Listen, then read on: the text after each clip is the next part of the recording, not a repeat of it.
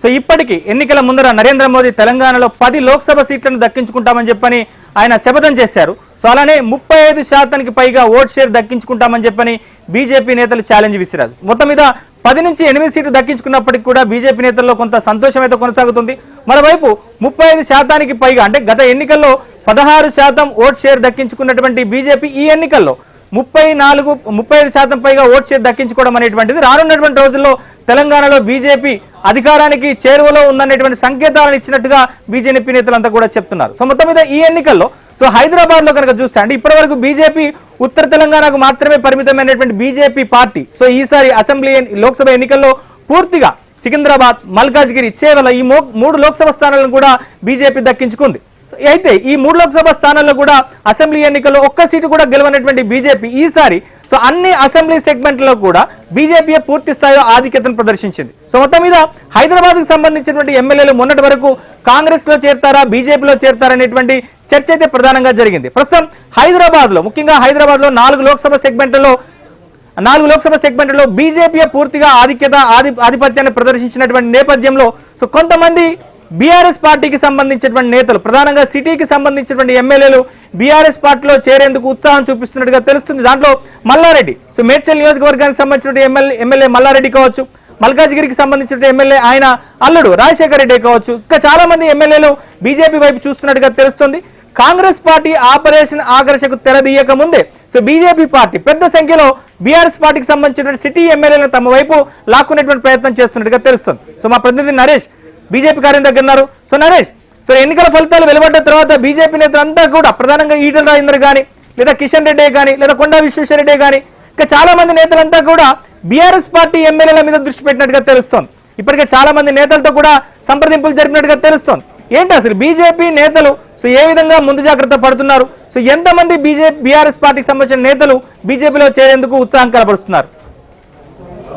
లోక్సభ ఎన్నికల ఫలితాలు కొంత తెలంగాణ బీజేపీలో నయా జోష్ను నింపాయని చెప్పొచ్చు. గత ఎన్నికల్లో 4 లోక్సభ స్థానాలకే పరిమితమైన బీజేపీ ఈసారి దాన్ని 8కి అంటే రెట్టింపు చేసుకుంది. డిసెంబర్ 27వ తారీఖు తెలంగాణకు వచ్చిన అమిత్ షా ఒక టార్గెట్ పెట్టి వెళ్లారు తెలంగాణ రాష్ట్ర బీజేపీ నాయకులకు. తెలంగాణ రాష్ట్రంలో కనీసం 10 స్థానాలు అంటే డబుల్ డిజిట్ స్థానాలతో పాటుగా కనీసం 35% ఓట్ షేర్ సాధించాలనేది అమిత్ షా అప్పట్లో పెట్టిన టార్గెట్. అమిత్ షా పెట్టిన టార్గెట్ను తెలంగాణ బీజేపీ రాష్ట్ర నాయకత్వం ఏదైతే రీచ్ అయిందని చెప్పొచ్చు. 30% ఓట్ షేర్ను బీజేపీ తాజాగా జరిగిన లోక్సభ ఎన్నికలో సాధించింది. అయితే 2 అంటే డబుల్ డిజిట్ కాకపోయినా కూడా కాంగ్రెస్ పార్టీ ఇక్కడ రాష్ట్రంలో అధికారంలో ఉన్న కాంగ్రెస్ పార్టీతో సమానంగా 8 స్థానాలు గెలుచుకోవడం బీజేపీలో కొంత ఉత్సాహం కనిపిస్తుంది. ఈ నేపథ్యంలోనే బీజేపీ ఇతర పార్టీల కంటే కొంత ముందు చూపుతో వెళ్తూ ఉంటుంది. అనేక రాష్ట్రాల్లో ఈ పరిస్థితులు మనం చూసాం. సెకండ్ ప్లేస్లో ఆయా రాష్ట్రాల్లో సెకండ్ ప్లేస్లో ఏ పార్టీ అయితే ఉంటుందో ఆ పార్టీని పూర్తిగా కొట్టేస్తే తాము 2వ ప్లేస్కి రావడం బీజేపీ ఆనవాయితీగా వస్తుంది. ముఖ్యంగా మోడీ, అమిత్ షా లాంటి నాయకులు బీజేపీ జాతీయ నాయకత్వం చేతిలోకి అంటే వాళ్ళ చేతిలోకి పార్టీని తీసుకున్న తర్వాత ఇదే జరుగుతూ వచ్చింది. గతంలో మనం చూసాం తెలంగాణ రాష్ట్రంలో బీఆర్ఎస్ అధికారంలో ఉన్నప్పుడు కాంగ్రెస్ పార్టీ 2వ స్థానంలో ఉంటే చాలా అగ్రెసివ్గా బీజేపీ రాజకీయం చేసింది గత 5 ఏళ్లలో. సో బీజేపీ కొంత సక్సెస్ అయినప్పటికీ కూడా అసెంబ్లీ ఎన్నికల్లో వాళ్ళు అనుకున్న ఫలితాలను సాధించలేకపోయింది. కాంగ్రెస్ పార్టీ అధికారంలోకి వచ్చింది. ఇప్పుడు కాంగ్రెస్ పార్టీ అధికారంలోకి వచ్చి 6 నెలలు అవుతుంది. ఇప్పుడు బీఆర్ఎస్ పార్టీ ఇక్కడ ప్రధాన ప్రతిపక్షంగా ఉంది. సో ఇప్పుడు అసెంబ్లీ ఏదైతే తాజాగా పార్లమెంట్ ఎన్నికలు ముగిసిన తర్వాత పూర్తిగా బీఆర్ఎస్ని ఇక్కడ ఏదైతే మొత్తంగా బీఆర్ఎస్ ఎమ్మెల్యేలను చేర్చుకుంటే కనుక ఇక్కడ 2వ స్థానంలో తాము ఉంటామనేది బీజేపీ జాతీయ నాయకత్వం ఆలోచించారు. మొన్నటి వరకు కూడా కాంగ్రెస్ పార్టీయే ఆ బాధ్యతను భుజాన వేసుకుంటుంది. ఎందుకంటే తెలంగాణలో బీజేపీని ప్రధాన ప్రతిపక్షంగా కాంగ్రెస్ పార్టీయే తీసుకొస్తుంది అనేటువంటి హోప్స్ తో ఉన్నారు. ఎందుకంటే కాంగ్రెస్ పార్టీలోకి పెద్ద ఎత్తున బీఆర్ఎస్ పార్టీ ఎమ్మెల్యేలు వెళ్తారని. సో కానీ ఇప్పుడు బీజేపీయే బీఆర్ఎస్ పార్టీకి సంబంధించిన ఎమ్మెల్యేలను తమ పార్టీలో చేర్చుకునేటువంటి ప్రయత్నాలను కూడా చేస్తున్నట్టుగా తెలుస్తుంది. ఇప్పటి వరకు ఉమ్మడి ఆంధ్రప్రదేశ్లో కావచ్చు లేదా తెలంగాణలో కావచ్చు ఇట్లాంటి పరిస్థితి లేదు. బీజేపీ ఎన్నడూ కూడా ఇతర పార్టీ ఎమ్మెల్యేలను చేర్చుకునేటువంటి దాఖలాలు లేవు. కానీ ఎందుకు బీజేపీ అంత తొందరగా బీఆర్ఎస్ పార్టీ ఎమ్మెల్యేలను తమ పార్టీలో చేర్చుకోవాలనేటువంటి ఉత్సాహంతో ముందుకు సాగుతోంది?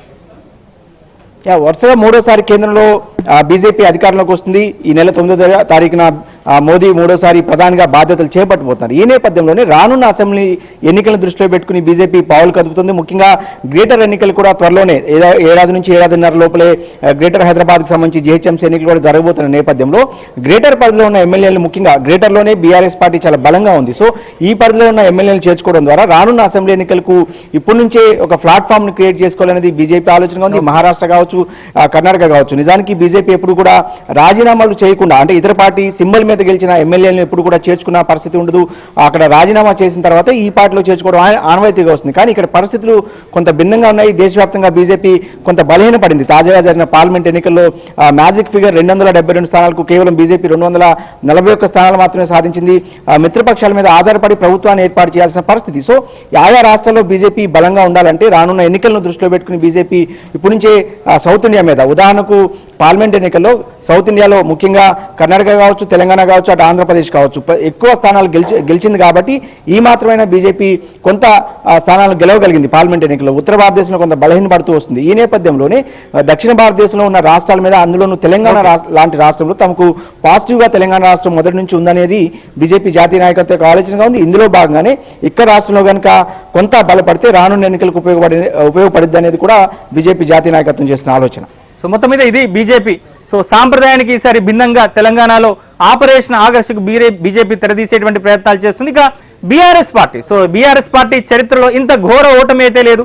సో అధికారాన్ని కోల్పోయినటువంటి దానికంటే కూడా లోక్సభ ఎన్నికల్లో ఒక్క సీటు కూడా బీఆర్ఎస్ పార్టీ గెలవకపోవడం, 17 లోక్సభ సెగ్మెంట్లో కేవలం 7 స్థానాల్లో మాత్రమే డిపాజిట్ దక్కించుకొని 10 స్థానాల్లో డిపాజిట్ కోల్పోవడం అనేటువంటిది బీఆర్ఎస్ పార్టీకి ఒకంత తీవ్రమైనటువంటి నష్టంగానే మనకి చెప్పవచ్చు. సో ఎన్నికల ఫలితాల తర్వాత ఆ పార్టీ అధ్యక్షుడు కేసీఆర్ పార్టీకి సంబంధించిన ముఖ్య నేతలతో సమావేశం, చర్చలు, సంప్రదింపులు జరుపుతున్నారు, పోస్ట్ మార్టం కూడా చేస్తున్నారు. మరోవైపు ఇటు రెండు పార్టీలు కూడా, ఇటు కాంగ్రెస్ పార్టీ, బీజేపీ ఈ రెండు పార్టీలు కూడా బీఆర్ఎస్ ఎమ్మెల్యేలను ఎంత వీలైతే అంత తొందరగా తమ పార్టీలో చేర్చుకునేటువంటి ప్రయత్నాలు చేస్తున్నారు.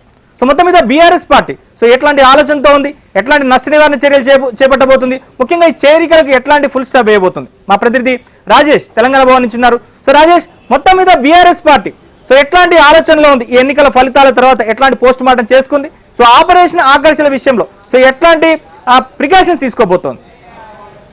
రైట్, మొత్తానికి ఇది బీఆర్ఎస్ పార్టీకి ఒక ఊహించినటువంటి షాక్ అని చెప్పాలి. తెలంగాణ ఉద్యమ పార్టీగా వచ్చినటువంటి బీఆర్ఎస్ పార్టీ 2014లో అధికారంలోకి వచ్చి దాదాపు 10 ఏళ్ల పాటు ఏకఛత్రాధిపత్యంగా తెలంగాణ రాష్ట్రాన్ని ముఖ్యమంత్రిగా కేసీఆర్ 10 ఏళ్ల పాటు కొనసాగించారు. దాంతోపాటుగా 2023 తర్వాత కాంగ్రెస్ పార్టీ అధికారంలోకి వచ్చిన తర్వాత గతంలో 2007లో బై ఎలక్షన్స్లో కూడా ఎక్కడ ఉద్యమ నేతగా కేసీఆర్ ఎక్కడ పోటీ చేసినా ఎంపీగా గెలిచినటువంటి సందర్భాలు చూసాము. కరీంనగర్లో ఎంపీగా గెలిచినటువంటి సందర్భాన్ని చూసాము. అదేవిధంగా మహబూబ్నగర్లో కూడా ఎంపీగా గెలిచినటువంటి సందర్భాన్ని చూసాము. 2009లో టీడీపీతో పొత్తు పెట్టుకున్నటువంటి సందర్భంలో కూడా తెలంగాణలో టీఆర్ఎస్ ప్రాబల్యాన్ని కూడా భారీగా చూసినటువంటి పరిస్థితులు కూడా మన గతంలో చూసినటువంటి పరిస్థితి ఉంది. కాకపోతే 2014 తర్వాత 10 ఏళ్ల పాటు అధికారంలో ఉన్నటువంటి బీఆర్ఎస్కి ఉద్యమ పార్టీ నుంచి మొన్నటి వరకు కూడా మొన్న జరిగినటువంటి పార్లమెంట్ ఎన్నికల వరకు కూడా ఎప్పుడూ పార్లమెంటు ప్రాతినిధ్యాన్ని పోగొట్టుకున్నటువంటి దాఖలాలు లేవు. దేశంలోనే అత్యధికంగా దాదాపు 70 లక్షల మంది సభ్యత్వం కలిగినటువంటి ప్రాంతీయ పార్టీల్లో బీఆర్ఎస్ పార్టీ అతిపెద్ద పార్టీగా ఆవిర్భవించిందని చెప్పినటువంటి బీఆర్ఎస్కి పార్లమెంట్ ఎన్నికలు అత్యంత ఘోరమైనటువంటి ఒక ఫలితాలను అయితే చవిచూస్తాయి. వచ్చేదంతా కూడా ఇది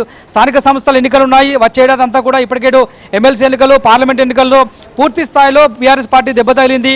కేవలం ఒక అసెంబ్లీ ఎన్నికల్లో మాత్రమే 37% పైగా ఓటింగ్ని ప్రధాన ప్రతిపక్ష హోదాలో ఇచ్చినటువంటి తెలంగాణ సమాజం అంతా కూడా పూర్తి స్థాయిలో ఈ పార్లమెంట్ ఎన్నికల నేపథ్యంలో చాలా చోట్ల కూడా 2వ స్థానంలో, 3వ స్థానంలో, గ్రేటర్ హైదరాబాద్ పరిధిలో పూర్తిగా 4వ స్థానంలోనే బీఆర్ఎస్ పార్టీ ఉంచినటువంటి పరిస్థితి కనిపించింది. మొన్నటి అసెంబ్లీ ఎన్నికల్లో గ్రేటర్ హైదరాబాద్ మినహాయిస్తే రాష్ట్ర వ్యాప్తంగా పర్టికులర్గా ఉత్తర తెలంగాణలో బీఆర్ఎస్ పార్టీకి పెద్ద స్థాయిలో ప్రాబల్యం ఉంటుంది, పెద్ద ఎత్తున పట్టు ఉంటుందని భావించినటువంటి పరిస్థితి ఉన్న గ్రేటర్ హైదరాబాద్లో గెలిచినటువంటి సీట్లు లేకపోతే కనుక బీఆర్ఎస్ పార్టీకి ప్రతిపక్ష హోదా కూడా దక్కకపోయి ఉండేదనేటువంటి విమర్శలు అయితే ఉన్నాయి. దానిలో భాగంగానే బీఆర్ఎస్ పార్టీని ప్రతిపక్ష హోదా కింద గట్టెక్కించిన మాత్రం గ్రేటర్ హైదరాబాద్లో ఉన్నటువంటి చాలా మంది ఎమ్మెల్యేలు, ఉమ్మడి రంగారెడ్డి, ఉమ్మడి హైదరాబాద్ జిల్లా నుంచి బీఆర్ఎస్ పార్టీకి అత్యధికంగా ఎమ్మెల్యేలు గెలవడం, మిగతా జిల్లాల్లో అక్కడక్కడ కొన్ని సీట్లు గెలవడంతో దాదాపు 39 సీట్లకు బీఆర్ఎస్ సంఖ్య చేరింది. ఇప్పటికే ఇందాక మీరు చెప్పినట్లు దాదాపు 3 ఎమ్మెల్యేలు కాంగ్రెస్ పార్టీకి చేరేటువంటి అవకాశం ఉండడంతో వచ్చే రోజుల్లో కూడా పూర్తి స్థాయిలో ఈ పార్లమెంట్ ఎన్నికల ఫలితాలు ముగిశాయి. కాబట్టి ఉమ్మడి హైదరాబాద్, ఉమ్మడి రంగారెడ్డి జిల్లాలో ఉన్నటువంటి చాలా మంది బీఆర్ఎస్ ఎమ్మెల్యేలు అయితే కాంగ్రెస్ వైపు లేదంటే బీఆర్ఎస్ వైపు వెళ్లే ఆలోచనలో ఉన్నట్టు తెలుస్తుంది. అయితే ఒకవేళ నిజంగానే బీఆర్ఎస్ పార్టీలో ఉన్నటువంటి ఎమ్మెల్యేలు పార్టీ మారే అవకాశం ఉంటే కనుక స్వయంగా కేసీఆర్ వారిని బీజేపీలోకి పంపే అవకాశాలు ఉన్నట్లు కూడా బయట జోరుగా చర్చ సాగుతుంది. ఇక దీంతో పాటుగా వచ్చే ఏడాది అంతా కూడా స్థానిక సంస్థల ఎన్నికలు ఉన్నాయి, సర్పంచ్ ఎన్నికలు, జడ్పీటీసీ ఎన్నికలతో పాటుగా మున్సిపాలిటీలకు సంబంధించిన ఎన్నికలు ఉన్నాయి. ఇక మీదట అంటే పూర్తి స్థాయిలో ప్రజలు గ్రౌండ్ లెవెల్లో కూడా పార్లమెంట్ ఎన్నికల కంటే ముందు కేటీఆర్ పెద్ద ఎత్తున రోడ్ షోలు నిర్వహించారు. పర్టికులర్గా కేసీఆర్ బస్ యాత్రలు నిర్వహించారు. ఈ బస్ యాత్రలో వడ్ల కొనుగోలు అంశాన్ని మొదలుకుంటే రైతులకు గిట్టుబాటు ధర తదితర అంశాల పట్ల కూడా గ్రౌండ్ లెవెల్లోకి వెళ్ళి పోరాటం చేసిన ప్రజలు మరొకసారి తనను